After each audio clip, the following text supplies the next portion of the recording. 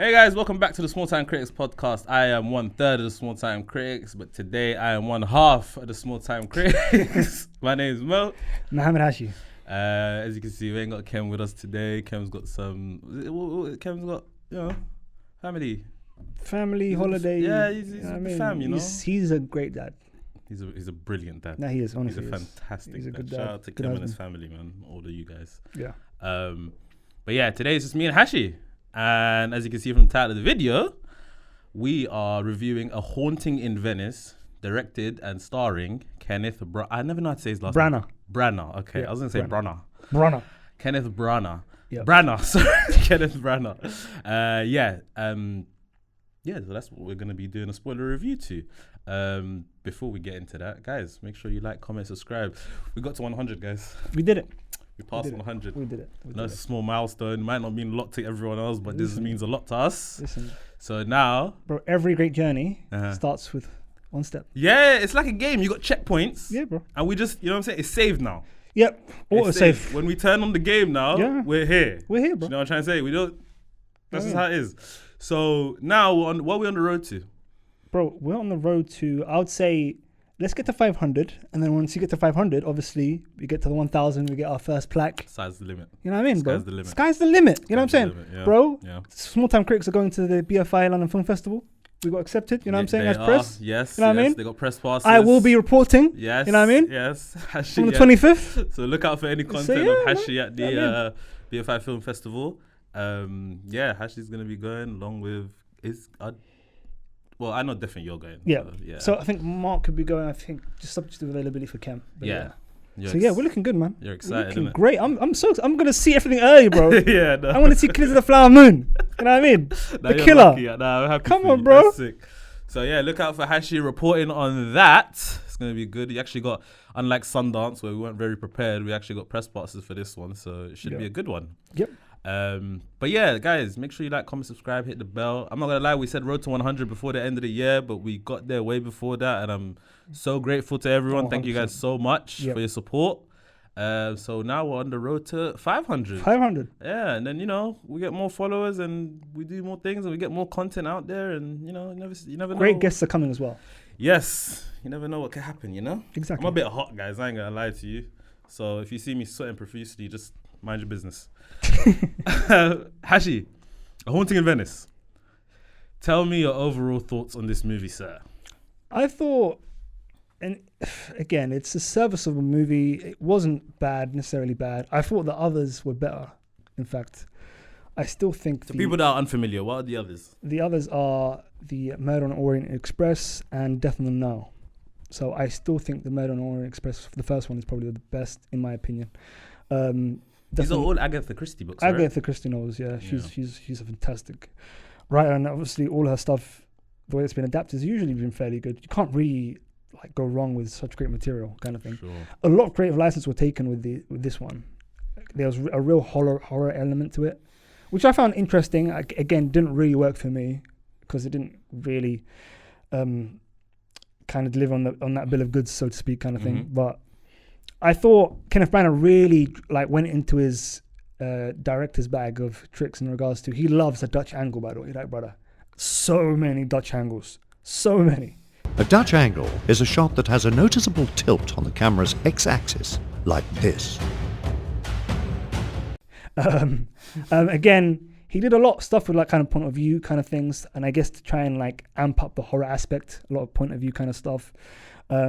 Kind of did a couple of jump scares and stuff like that. But the biggest issue with it more was the story in terms of it being so predictable, because I worked out who it was, and the fact that, and the easiest thing to work out was the fact that he was drugged. That was fairly simple. You know what I mean? Because they kept on mentioning the honey. It was kind of poor. And them saying things like... why is it important to say it was in the linen closet? It was in the linen closet. Yeah, this room is soundproof. No one can hear anything. Come on. You know what I mean? This is a better way to do it. And I think generally with exposition, the best kind of exposition is no exposition. Yeah. So just let the story unfold. Right. It's probably, in my opinion, the best kind of exposition. Sure. Then if you have to do exposition, to hide it in a more effective way, kind of just hide it in action. So when someone's doing something, someone's arguing, someone's trying to fix something. Do exposition then. Yeah. You know what I mean? So it kind of pushes the story forward at the same time you get information. I think a good example of that in the movie was when, so guys, spoiler review. I don't know if I said it before. But no, you didn't, but yeah. Review. I think a great example of what you're saying about the exposition was when they were interviewing Kyle Allen's character. Yes. And he put the honey on his finger. He's like, it's not wildflower. I can't make out what it is. And things like that is kind of like, I like that. Yeah. Do you know what I mean? But the other stuff, it was kind of like so on the nose that it's like, okay, guys, come on. For me, the beginning of the movie, I couldn't understand the tone. I was like, are they going for horror? Are they going for comedy? Yes. What's happening? And then, then as the movie went on, it was like a bit more horror, but then there was still those elements of comedy. And I was a bit thrown off. I'm not going to lie to you. Totally agree. Performances, though, not really bad. Good. I really like the performances totally a lot. Tina Fey stole it. Tina Fey was great. She stole it for me. Tina Fey was great. The mother, who to me I know her as Grace from Peaky Blinders, one of the best shows of all time. She is such a great actor, and she is so prolific because she works so much. She's in Yellowstone. She was in True Detective season 2. Kelly Riley. Yes. She's great. She's so great, and I think she's British or is she Irish? I think so. Yeah, she's definitely American. Her American accent is so good and stuff. It says English actress here. She's English. There you go, from though. But there you go. Yeah, she's very, very good, man. And I thought the young boy was very good. The young boy was great. The young boy was a great kind of analogous for Poirot. What was that word? Analogous. Whoa! Where's the thesaurus, huh? Analogous. Hey, listen, the man got an A in English, bro. I don't think I've ever heard that word in my life, you know. Bro. Fair enough. Let me just make sure I got it right, though. Now go ahead, tell me about the kid. That he was a great, kind of mirror to what Poirot is, because he was a very smart kid. You know what I'm saying? Very level-headed. Yeah. He was, obviously, and towards the end, you realize how smart he really is, because he's the one who clocked that. Kelly Riley's character was the one who, you know what I mean, who did it and stuff like that. Yeah, and he kind of figured it out from reading, I suppose, isn't it? So yeah, Jamie Dornan, by the way. Yeah. He's an Irish actor. Yes. His English accent was scarily good. Yeah. It was to the point where I was like, wait, I know that brother's Irish. Yeah. How is he doing it so well? Yeah. You know what I mean? His American is a bit choppy. Yeah. I've heard him doing American, which isn't that good, but his English, obviously, I think maybe he's probably here for so long, probably studying and stuff like that. Sure. So it makes sense. But again, I'm trying to think of other characters. The Italian. I'm sorry to cut you off. Yeah, bro. I can't get with Kenneth Branagh's French accent. I would welcome with open arms any honest sign of devil or demon or ghost. For if there is a ghost, there is a soul. If there is a soul, there is a God who made it. And if we have God, we have everything, meaning, order, justice. But I have seen too much of the world. I just can't. You know what? And there was a lot of moments in the movie. I don't know if it's I got a really bad left ear. I couldn't understand what he was saying. A lot of the lines, for real. I just couldn't get it. And I think it was because of the accent, honestly. His accent is pretty bad. His Russian one in Tenet was very good. Right. Do you remember that? Right, yeah. The one I actually watched that recently. Bro, his Russian was very good. Yeah. And whatever he's doing in this, and that mustache as well. Yeah. Benoit Blanc would have clocked this immediately. Straight away. They kind of stole that, by the way, because you see how he immediately recognized... realized Michelle Yeoh's character was kind of a fake with the walkie-talkies kind of thing, stuff like that. Yeah. Let's really talk about that. Michelle Yeoh. Too quickly. Criminally underused. Yeah, she died too early in the movie. Too early, man. Too early. Way too early. And her scene in the seance? If someone wants to be heard, we are here. Listening.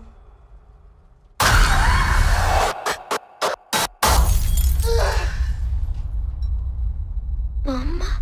Yeah. Yo. When she was screaming, and there was one point she pulled her eyelid down. Yeah. I was like, whoa, chill. I was like, relax. But no, she was great. I thought she got taken out of the movie a bit too early for me. I think you could have kept her on for a little bit longer, maybe make her the second death or the It's crazy why the assistants characters were kept for so long and she was taken away so early. Right. Again, yeah, it was a bit interesting. But again, that's the way the story unfolded. I thought those two actors were completely fine. They were okay. You know what I mean? The assistants. Yeah.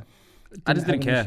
Didn't really believe that they were half siblings, if I'm being honest with you. And oh yeah, they were. And their dream was to go to Missouri. Yeah, because they watched the movie. You know what I mean? That was kind of sad though. They've only seen half the movie. They've never seen the ending of that movie. As movie critics, I just sit there, I was thinking, oh man, I feel bad for you. What if that ending's meaty? You know what I mean? And I think Tina Fey said it was good, but you know what I mean? Yeah.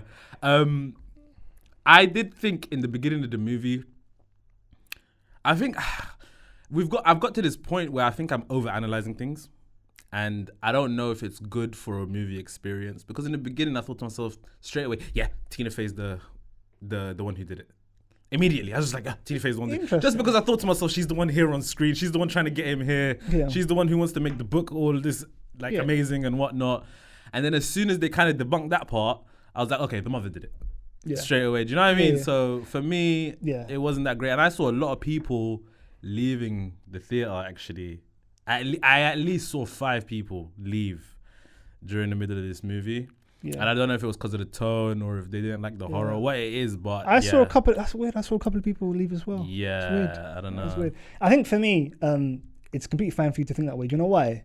Because this is a murder mystery. Sure. So it's a different type of movie experience, because you're immediately trying to solve the case at the same time. Right. So I wouldn't say that you're overanalyzing. No, because I was the exact same. I always thought that Tina Fey would be a red herring. Sure. Because her character is too compelling. Sure. Her character most likely will be there throughout the whole film, which I was right about. Yeah. And it was, because she basically brought him there under the pretenses to try and get a book out of him, basically. Right. You know what I'm saying? Yeah. She didn't exactly do it, but yeah. But she brought him in under false pretenses, so to speak. So I don't get it. So was her thing at the end like, this book is kind of dead now because it wasn't really some supernatural stuff? Yeah. It was just because it was some poisoning and that was it. Exactly. I think that still makes for a decent book. So do I.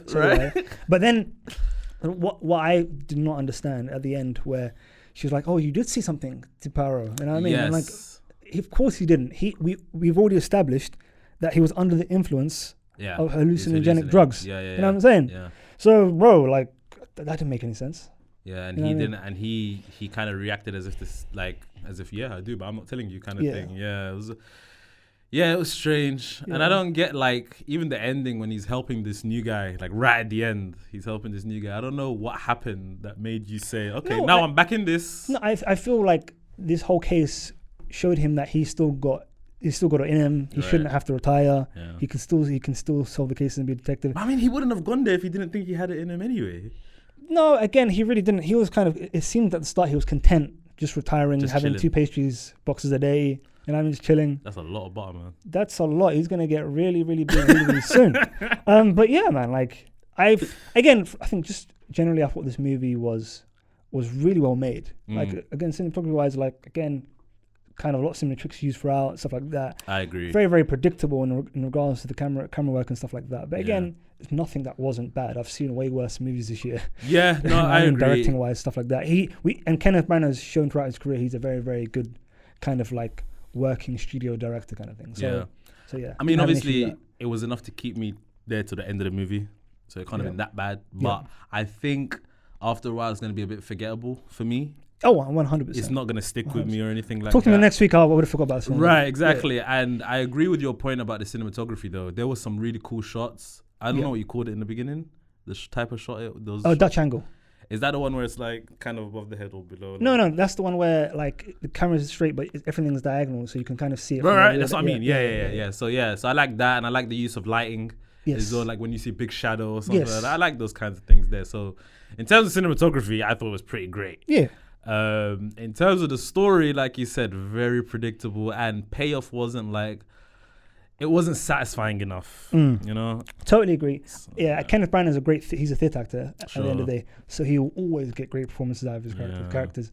I think his last movie was Belfast, I believe, and again he got amazing performances out of that. Although again, another very predictable kind of like emotionally manipulative movie, but again, I didn't really find much issue with it. He was in Avengers. No, Kenneth Branagh. Yeah. Wait, he was in Thor. Who is he? He was a character. He was a character in Thor, and he also directed the first Thor as well. He did direct the first Thor. Yes, he did. Yeah. Again, another movie full of Dutch angles. That is true. Yeah. Full of Dutch angles. Remember. How do you say his name, by the way? His character's name. Hercule Poirot. Hercule Poirot. Poirot. Yeah. Hercule Poirot, yes. Him or Benoit Blanc? Benoit Blanc. Benoit Blanc all day. All day, twice on a Tuesday. not even close. Yeah. Not even close. But I think the David Suchet, do you know him as an actor? Great actor. He used to have the Poirot TV series. No, I don't think I'm familiar with that. He was a great Poirot, and I think he was much better in the role than Kenneth Branagh, in my opinion. Yeah. Yeah. I might have to check that out, actually. Yeah, very good TV series with David Suchet. Good actor. I hope he's still alive. Yeah. You know what I mean? Very good actor, but he was a very, very good actor. Again, another great theatre actor as well. Yeah. Hercule Poirot is a private detective. One takeaway I took from this is I need to see Tina Fey some more. Tina Fey's in great. some roles. Tina Fey's great. She's Have you ever watched really 30 Rock, the TV show? I haven't either. She's great in I that. haven't. I've seen the most I know about, honestly, is SNL sketches that I've seen online. Yeah. She was great great in that, SNL. yeah. She's like an SNL legend. Yeah, she is. Rightly so.